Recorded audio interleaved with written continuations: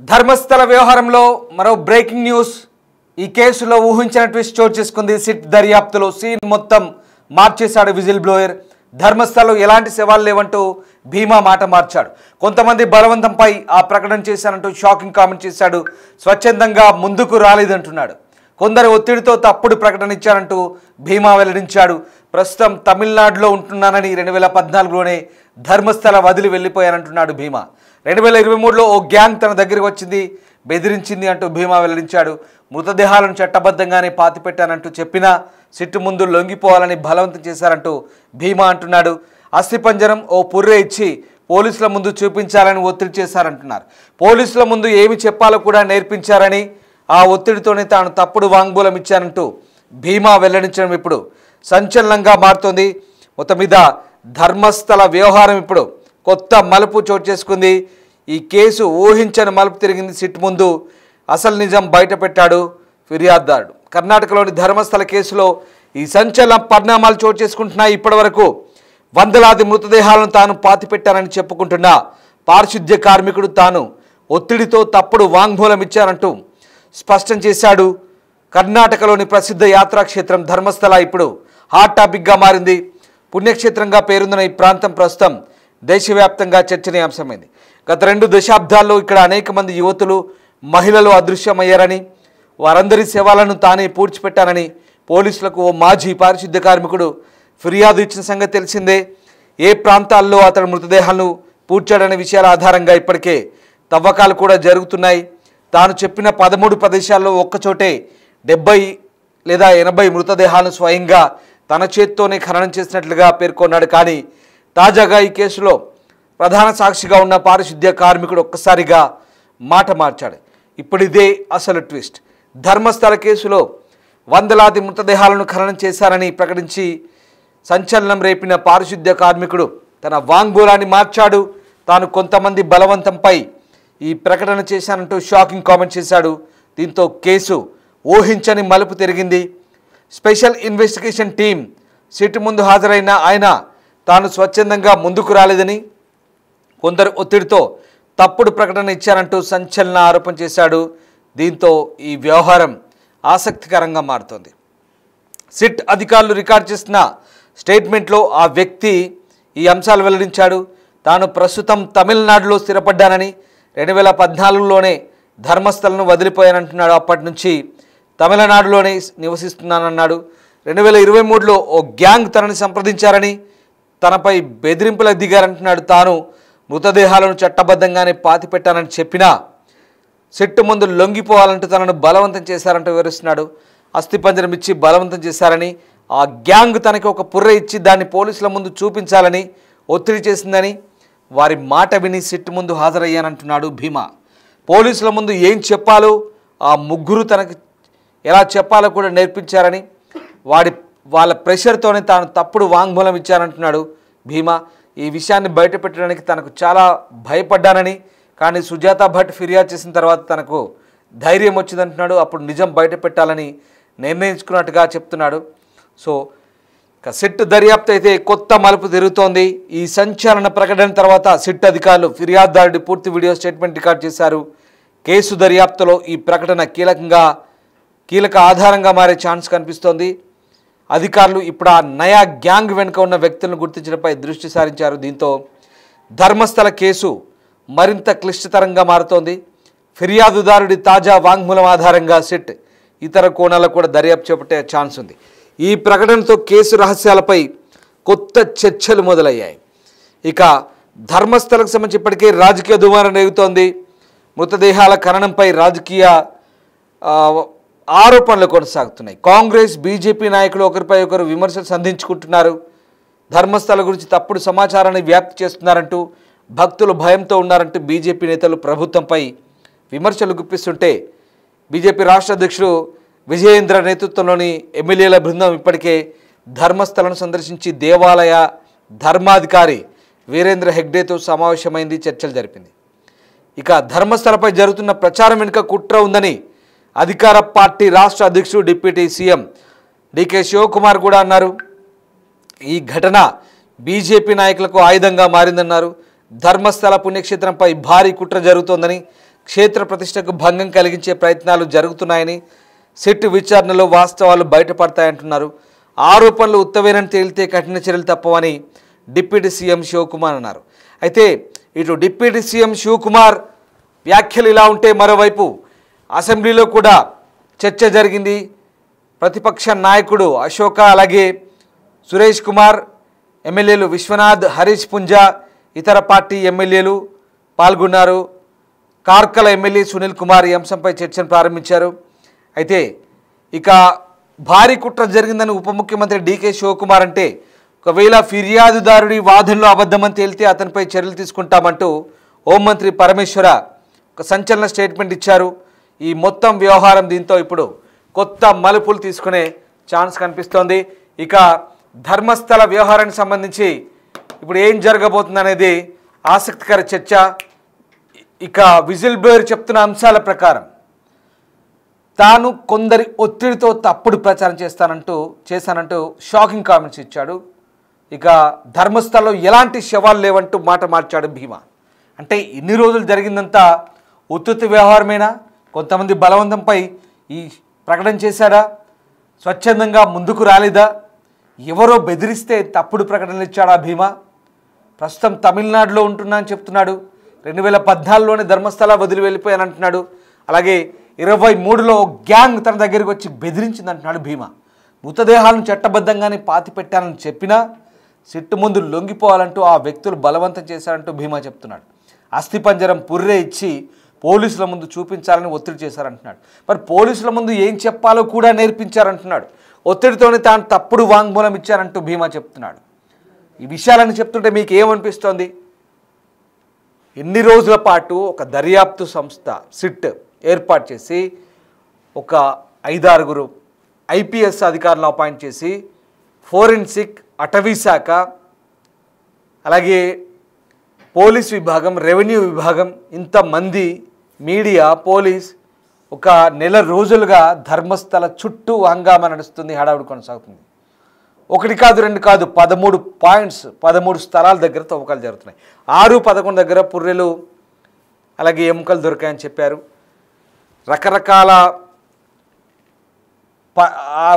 రకరకాల సాక్షి చెప్పిన మాటల ఆధారంగా తవ్వకాలు జరిపారు.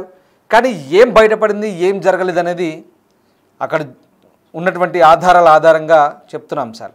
బీజేపీ ఇదంతా తప్పుడు ప్రచారం అంటుంది. కాంగ్రెస్ కూడా, డీకే శివకుమార్ ఉప ముఖ్యమంత్రి కూడా కుట్ర జరుగుతుందన్నాడు. దానికి ఇప్పుడు పరమేశ్వర హోంమంత్రి కూడా ఇది తప్పైతే ఆరోపించిన వ్యక్తికి శిక్ష తప్పదంటున్నాడు. కానీ ఆ ఫిర్యాదుదారుడు ఎవరైతే ఆరోపించారో, సాక్షి కమ్ ఫిర్యాదుదారుడు, ఆ విజిల్ బ్లోయర్ తనని నిజంగానే బెదిరించారు, ఒత్తిడి చేశారు, అందుకే తాను తప్పులు చెప్పానంటున్నాడు. అసలు ఏం జరుగుతుంది ధర్మస్థల చుట్టూ? ఈ వ్యక్తిని నిజంగా బెదిరించారా? బెదిరించి ఇవన్నీ చెప్పించారా? తొలుత భీమా చెప్పింది నిజమేనా, లేదా తర్వాత బెదిరించారా? ఈ అంశంలో మీకేమనిపిస్తుంది ఒకసారి కామెంట్ చేయండి. ధర్మస్థల్లో జరుగుతున్న ఈ మొత్తం వ్యవహారాన్ని మనం నమ్మాలా వద్దా? అసలు ఏం జరుగుతుంది ధర్మస్థల్లో? ఓవైపు రాజకీయ రంగు పులుముకుంది, మరోవైపు ధర్మస్థలలో మొత్తం వ్యవహారం ఆసక్తికరంగా కనబడుతోంది. అసలు ధర్మస్థల చుట్టూ ఇన్ని రాజకీయాల, ధర్మస్థల చుట్టూ అసలు ఏం జరుగుతుందనేది ఇంకా ఒక మిస్టరీగానే కనబడుతుంది. మరి విజిల్ బ్లోయర్ ఇన్నాళ్ల పాటు చెప్పిందంతా అంతా అబద్ధమేనా? అసలు ఏంటి భీమా ఎందుకు యూటర్న్ తీసుకున్నట్టు ఒకసారి మీరేమనుకుంటున్నారు కామెంట్ చేయండి ఇమీడియట్గా. ఎందుకంటే ధర్మస్థల వ్యవహారంలో మేము కూడా గత నెల రోజులుగా ధర్మస్థల ఏదో జరిగిపోతుందంటూ వార్తలు ఎప్పటికప్పుడు అప్డేట్ చేసే ప్రయత్నం చేస్తాం. కానీ ఇప్పుడు భీమా చెప్పిన స్టేట్మెంట్ చూస్తుంటే భీమా నిజంగా బెదిరించారా, బెదిరింపుల వల్ల యూటర్న్ తీసుకున్నాడా అని మేము అడిగిన ప్రశ్నకు 89% మంది అవునని అంటున్నారు. ఒకసారి కామెంట్ చేయండి. భీమా చేస్తున్న ఈ స్టేట్మెంట్ వెనుక ఎవరైనా ఉన్నారా?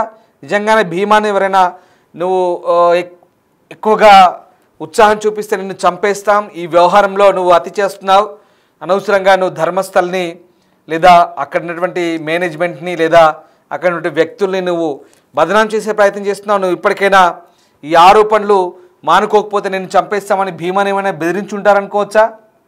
ఏమై ఉంటుంది? లేదా నిజంగానే స్వచ్ఛందంగానే భీమా ముందుకొచ్చి ఈ అంశాలు చెప్తున్నాడు. ఎస్, చాలామంది కామెంట్లు చేసే ప్రయత్నం చేస్తున్నారు. ఒకసారి మీకు ఆ కామెంట్లు కూడా చదివి వినిపిస్తాను. భీమా యూటర్న్ తీసుకున్నారంటే చాలామంది దాదాపుగా 88% అవునని అంటున్నారు. ఇక హరీష్ దార్ భీమా ఈజ్ కరెక్ట్ అంటున్నాడు, కామెంట్ చేస్తున్నారు. అలాగే అరుణశ్రీ సంథింగ్ రాంగ్ అంటున్నారు. అఫ్ కోర్స్ అదే డౌట్ వస్తుంది. అలాగే Vijay life of Vijay U turn ఎప్పుడు తీసుకున్నాడయ్యా బాబోయ్ అంటున్నాడు. అలాగే హరీష్ దార్ పక్కా బెదిరించారంటున్నాడు. సో యూటర్న్ ఎప్పుడు తీసుకున్నాడంటే ఇప్పుడు ఈ వ్యవహారం తాజాగా వచ్చింది, సిట్ మొత్తం రికార్డ్ చేసిందని చెప్తున్నారు. ఇక అరుణశ్రీ స్టార్టింగ్ నుండే తవ్వకాలు బూటకం ముసుగులో ఉంచడం రాంగ్ అంటున్నారు. సో అది మాత్రం గోప్యంగా ఉంచారు, అది మాత్రం వాస్తవం. ఎందుకంటే తవ్వకాలు అనేది చాలా గోప్యంగా జరిపారు. మరి అసలు ఏంటనేది తేలాల్సి ఉంది. సో ఈ వ్యవహారం మొత్తం కూడా అంటే ఇప్పటిదాకా భీమా ఆడినంత నాటకమా, భీమా చెప్పిందంత అబద్ధమా? ఇట్స్ ట్రూ అంటున్నారు వైష్ణవి నాని. మరి వైష్ణవి నాని ఇట్స్ ట్రూ అంటున్నారు, బట్ భీమాని బెదిరించారనుకోవచ్చా? ఏం జరిగింది ఈ వ్యవహారంలో? భీమాని చంపేస్తామని బహుశా బెదిరించుంటారా? ఇంకా మీడియా లైవ్లో తవ్వకాలు జరపాలి, అక్కడే ఉంది లాజిక్ అంటున్నారు అరుణశ్రీ గారు. మేబీ సో అయితే అవన్నీ కూడా కొన్ని కోర్టు మార్గదర్శకాల ప్రకారం జరుగుతున్నాయి. అందుకే అక్కడ ఎవరిని గోప్యంగా ఉంచుతున్నారు తవ్వకాలు, అందుకే ఆ గ్రీన్ మ్యాట్ కట్టారు చూడండి. అలాగే మౌనిక అశోక్ గురెడ్డి చెప్తున్నారు మేబీ వాళ్ళ ఫ్యామిలీని బెదిరించారు ఏమో, అందుకే బ్యాక్ స్టెప్ తీసుకున్నాడు అంటున్నారు మౌనిక. ఈ తన ఒపీనియన్ చెప్తున్నారు. ఇక లైఫ్ ఆఫ్ విజయ్ బాగా బెదిరించారు, అందుకే యూటర్న్ తీసుకున్నాడేమో, justice delayed is justice denied అంటూ కామెంట్ చేస్తాను. సరే, రకరకాల అభిప్రాయాలు. ఎందుకంటే మరి ఏం జరిగింది, అసెంబ్లీలో కూడా చర్చ జరుగుతుంది, అవసరమైతే చర్యలు తీసుకుంటామంటున్నాడు, అందుకే యూటర్న్ తీసుకున్నాడేమో అంటూ చెప్తున్నారు. ఇక రామ్ సేజ్ వైష్ణవి రాణి ఓకే ఫైన్ రైట్. ఇక జీపీఆర్ యూజ్ చేయండి రా బాబు అంటూ సాయి కామెంట్ చేస్తున్నాడు. యూజ్ టెక్నాలజీ మేబీ 13వ స్థానానికి వచ్చేసరికి సాయి నిజంగా జీపీఆర్ యూజ్ చేయాలంటూ ఆ లాయర్లంతా డిమాండ్ చేశారు, కానీ అక్కడే బ్రేక్ పడింది. ఎందుకు టెక్నాలజీని వాడి ఆ తవ్వకాలు జరపలేదనేది ఇప్పటికీ సందేహాస్పదమే. సాయి ఆ డౌట్లు రేజ్ చేస్తున్నారు కామెంట్ బాక్స్లో. మేబీ ఆ 13 స్పాట్లు వచ్చేసరికి అక్కడే దాదాపు 50 నుంచి 80 ఉన్నాయిరా బాబు అంటూ ఆయన కూడా చెప్పాడు అన్నట్టుగా వార్తలు వచ్చాయి. కానీ 13 స్పాట్ దగ్గరికి వచ్చేసరికి ఆగిపోయింది. మరి ఎందుకు ఆగిపోయింది, ఎందుకు జీపీఆర్ వాడలేదు ఏంటి అనేది తేలాల్సింది.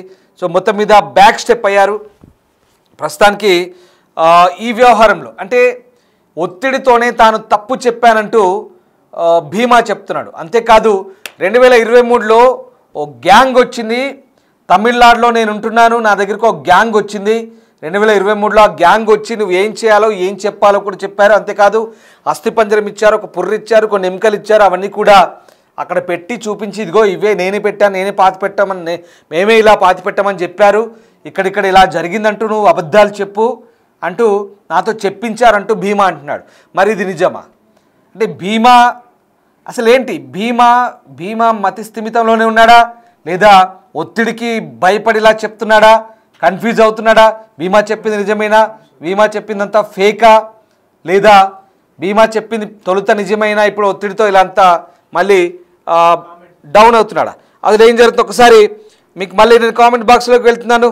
ఎస్ రామ్ సాయి జీపీఆర్ అంటే ఏంటి బ్రో? జీపీఆర్ అంటే గ్రౌండ్ పెనిట్రేటింగ్ రాడార్. ఇది అంటే మట్టిలో కానీ బురదలో కానీ నీళ్ళలో కానీ రక్తం ఉన్నా ఎముకలున్నా ఎలాంటి అవశేషాలున్నా ఈ జీపీఆర్ ద్వారా కనిపెట్టచ్చు రామ్. ఎందుకంటే మనం గతంలో శ్రీశైలం ఎడవగట్టు కాలువలో కార్మికులు అందులో కొలాప్స్ అయినప్పుడు ఈ జీపీఆర్ కూడా వాడారు, మీకు బహుశా ఐడియా ఉండే ఉంటుంది. సీతా పెద్దిరెడ్డి వదలకూడదు సీతా గారు కామెంట్ చేస్తున్నారు. ఇక మౌనిక 2014లో తను షిఫ్ట్ అయ్యాడు మరి తమిళనాడుకి, బట్ తనకు చాలా గుర్తున్నాయి ప్లేసెస్ అంటున్నాడు maybe. So Ram anchor bro GPR గురించి ఎక్స్ప్లెయిన్ చేయి. ఎస్ అఫ్ కోర్స్ నేను ఇప్పటిదాకా చెప్పాను. జీపీఆర్ అంటే గ్రౌండ్ పెనిట్రేటింగ్ రాడార్. అంటే ఎక్కడ బురద ఉన్నా మట్టి ఉన్నా ఇంకా ఇతరత్ర అనుకూలమైన పరిస్థితులు లేకున్నా సిగ్నల్ ద్వారా అది ఎలక్ట్రోమాగ్నెటిక్ ద్వారా ఈ సిగ్నల్స్ని అక్కడ ఏమైనా అవశేషాలంటే గుర్తించి ఇక్కడ పరిశోధన చేసే వాళ్ళకి సిగ్నల్స్ ఇస్తుంది. తద్వారా తవ్వకాలు అక్కడ ఏదో ఉందని గుర్తించి తవ్వకాలు చెప్తారు. That is ground penetrating radar. ఇది మనం శ్రీశైలం ఎడవగట్టు కాలువలో జరిగిన యాక్సిడెంట్లో కూడా వాడాం. రైట్. ఇక అనుశ్రీ భీమాని హింసించి చంపినా మనకు తెలియదుగా అంటున్నారు. అలాగే సెలక్షన్స్ని మాయం చేసిన వాళ్ళకి భీమాని బెదిరించిన ఒక లెక్క అంటున్నారు. మేబీ అయి ఉండొచ్చు. సాయి మేబీ పాలిటిక్స్ నెక్సస్ వల్ల ఇది బయటికి రావడం కష్టమే అంటున్నాడు. ఇక ముసుగు మనిషిని మార్చారా ప్లీజ్ అంటూ అనుశ్రీ కామెంట్ చేస్తున్నారు. ఏం జరుగుతుంది అసలు నిజంగా ఈ ధర్మస్థలలో అసలు వ్యవహారం ఏంటో ఇంకా అంతు చిక్కని పరిస్థితి. ఓవైపు రాజకీయ రంగు పులుముకుంది, బీజేపీ వాళ్ళేమో ఇదంతా కూడా అసత్య ప్రచారం, దేవస్థాన ప్రతిష్టను దెబ్బతీసేలా కుట్ర జరుగుతుందంటూ బీజేపీ అంటుంటే, మరి కాంగ్రెస్ కూడా ఒక రకంగా ఇప్పుడు డీకే శివకుమార్ స్టేట్ కాంగ్రెస్ చీఫ్, అలాగే డిప్యూటీ సీఎం ఆయన కూడా ఏమంటున్నాడంటే ఇదంతా కూడా బీజేపీలకు ఒక అస్త్రంగా మారింది. ఇప్పుడు అసలు అక్కడ దేవస్థానంలో భారీ కుట్ర జరుగుతోంది, ఇదంతా నిజమేనా కాదో తెలియదు, ఇదంతా కుట్ర, దీనిపై విచారణ జరగాలంటే ఆయన కూడా అంటున్నాడు. అలాగే ఆయన చెప్పిన స్టేట్మెంట్కి హోమ్ మినిస్టర్ పరమేశ్వర్ కూడా అసెంబ్లీలో ఏమన్నారంటే ఒకవేళ నిజంగానే కుట్ర జరిగితే ఈ ఆరోపణలు చేసిన ఆ ఫిర్యాదుదారుడు ఎవరైతే ఉన్నారో అతనిపై కూడా అతను కూడా మేము యాక్షన్ తీసుకుంటాం, అతనిపై కూడా ఖచ్చితంగా శిక్షలు ఉంటాయంటూ చెప్తున్న పరిస్థితి కనబడుతోంది. రైట్. సో మొత్తం మీద మీరేమనుకుంటున్నారు, నిజంగా ఇప్పుడు భీమా మాట మార్చాడా, లేదా భీమా తొలుత నిజమే చెప్పి ఇప్పుడు వేరే వాళ్ళు చంపుతామని బెదిరిస్తేనో, లేదా ఇతరత్ర కారణాలతో మళ్ళీ ఈ యూటర్న్ తీసుకున్నాడా? అప్పుడు స్టార్టింగ్లో కూడా నేను ఒత్తిడితో చెప్పాను అంటున్నాడు. మరి ఆ విషయాలు స్టార్టింగ్లోనే ఒత్తిడితో చెప్పానంటే ఇప్పుడు అతనితో అలా చెప్పిస్తున్నారా? తన దగ్గరకు ఒక గ్యాంగ్ వచ్చింది, తనతో చెప్పించారంటున్నారు. మరి భీమా చెప్పింది నిజమైతే మరి ఆ గ్యాంగ్ ఎవరు? ఇప్పుడు ఆ గ్యాంగ్ గురించి ఇప్పుడు పోలీసులు ఆరా తీయాల్సిన పరిస్థితి అయితే కనబడుతుంది. వాస్తవానికి భీమా చెప్పిన దాంట్లో వాస్తవం ఎంత అనేది ఇంకా తెలియాల్సి ఉంది. ఇక రకరకాల ఆరోపణలు, ఇక బీజేపీ అయితే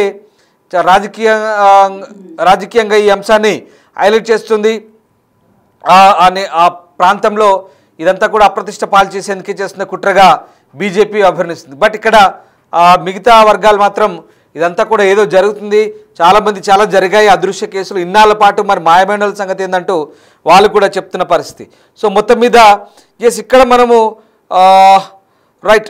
సో ఇక్కడ అనుశ్రీ గోనే సెట్ సరెండర్ అయ్యారు హెగ్డేకి అంటున్నారు.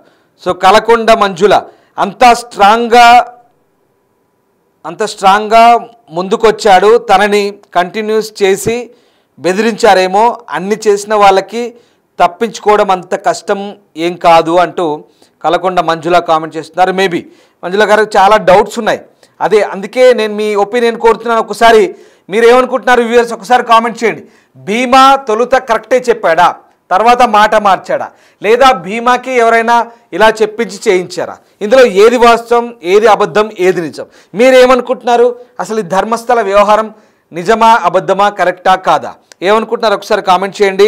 మాకు తెలుసండి లాస్ట్కి ఇదే జరుగుతుందని, మూవీలో చూపించినట్లే సేమ్ జరుగుతుందంటూ కలకొండ మంజుల కామెంట్ చేస్తున్నారు.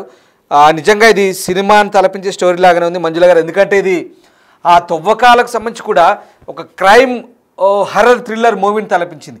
ఒకసారి దృశ్యాలు చూడండి స్క్రీన్పై, ఎంతమంది అసలు పోలీసు విభాగం, రెవెన్యూ, అటవీ శాఖ అధికారులు, ఫోరెన్సిక్, మెడికల్ టీమ్స్, ఇంతమంది, ఆ ఆయన ముసుగేసుకున్న వ్యక్తి ఫిర్యాదుదారుడు, ఇంతమంది చూస్తుంటే అసలు ఏం జరుగుతుంది ధర్మస్థలంలో అంటూ కూడా దేశవ్యాప్తమైన చర్చ.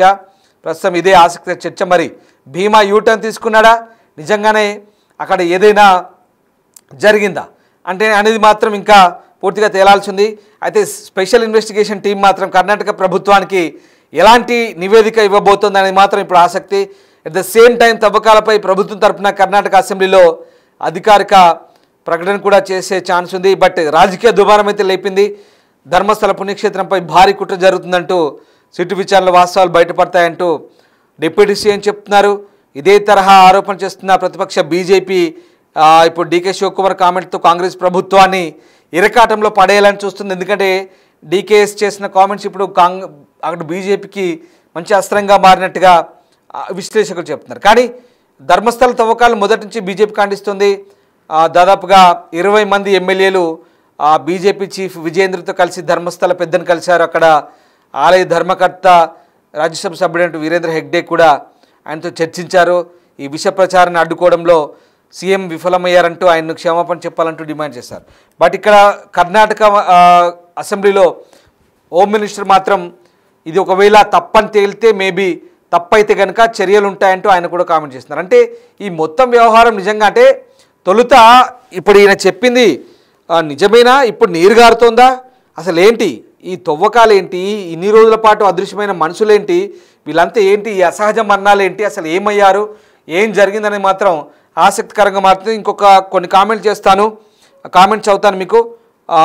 Arunasri same first day check your news comments I commented same maybe Arunasri గారు థ్యాంక్ యూ. అలాగే సాయి ఎన్ఐఏ సిబిఐ ఇన్వాల్వ్ అయ్యి ట్రాన్స్పరెంట్గా ఇన్వెస్టిగేషన్ చేయాలంటూ సాయి కోరుతున్నారు. మేబీ ఆ అవసరం బహుశా వస్తుందా లేదా, ఎందుకంటే సిట్లో దాదాపుగా 6 ఒక డీజీపీ స్థాయి అధికారి నేతృత్వం ఉన్నారు, అలాగే 4 నుంచి 5 ఐపీఎస్ ర్యాంకర్స్ ఉన్నారు.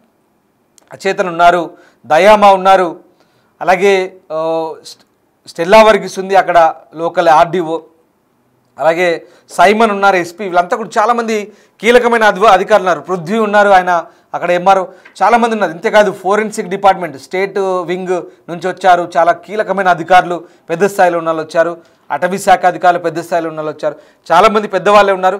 ఇంత దర్యాప్తు అంతా కూడా ఒక హాస్యాస్పదమైందా, మరి ఎంతవరకు నిజం, దీంట్లో వాస్తవం ఎంత, ఇదంతా కూడా బూటకమా, భీమా చెప్తుందంట నాటకమా బూటకమా, అసలు నిజమా అబద్ధమా, ఏమనుకుంటున్నారు, ఏం జరుగుతోంది త్వరలో తేలబోతుంది.